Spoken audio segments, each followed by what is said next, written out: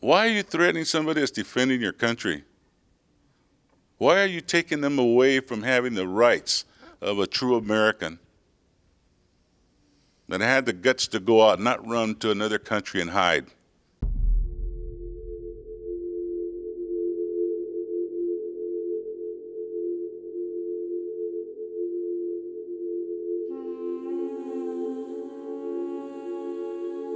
You have to understand, too, where this land is. This is in the heart of West LA. This is land that is worth millions and millions, if not billions of dollars on the market. And it's being given away for $1 a year lease for 75 years. What you have then are the very wealthy looking at this land as their land. The VA entered into a deal with something that calls itself the Veterans Park Conservancy, which is not a veterans organization. It's made basically of extremely wealthy, affluent residents of Brentwood, which are next door to the property.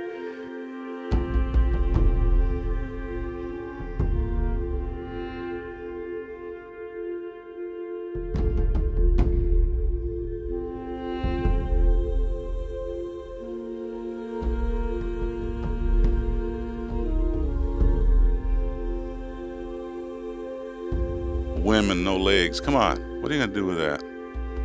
How do you think they feel? You think that the emotional stress is gone? So now you're gonna sell the land that might be a possibility of bringing in research buildings for, to help veterans?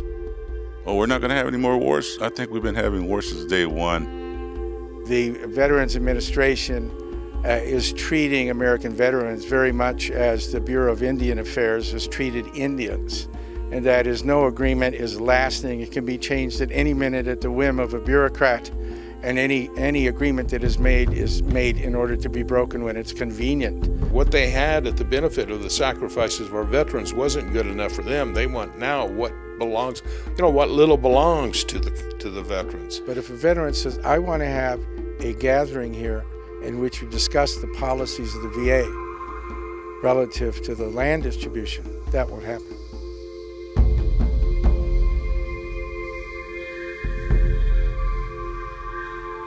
We as Vietnam vets understand rejection and how somebody can look at you in the face, or your whole country can look at you in the face and say, we don't like you no more because this isn't popular. When they hold an AIDS fundraiser on the veterans' property and call it an event honoring heroes, which made most people think it was about veterans, and when they had a big sign saying that it was a POW event, which I thought meant prisoners of war, it turned out it meant prevention on wheels. And on the government property, they were making available some contraceptive stuff.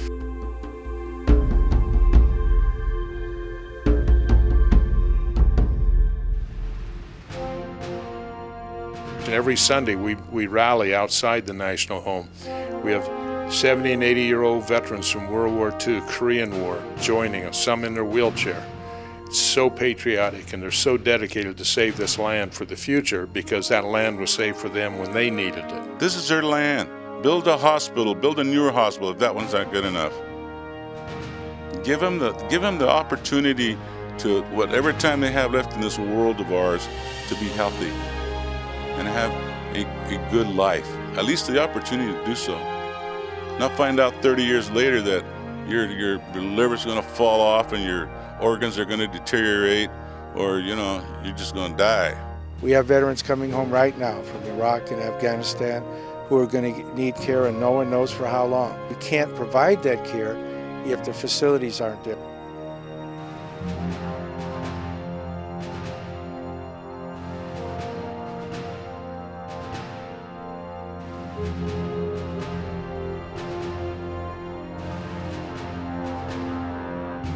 The lease that they entered into, that is now being held up, is for 75 years. That's long enough for everybody who cares to not be here anymore and not even remember. What we're facing now, it's in danger of life and property. Our property is certainly endangered. And when we lose this property and the health care facilities, we lose the potential of the lives of our fellow veterans. And it's not going to happen on our watch.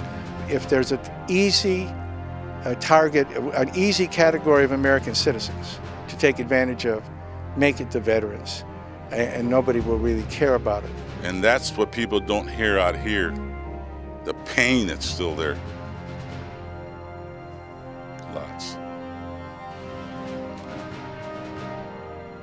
Lots.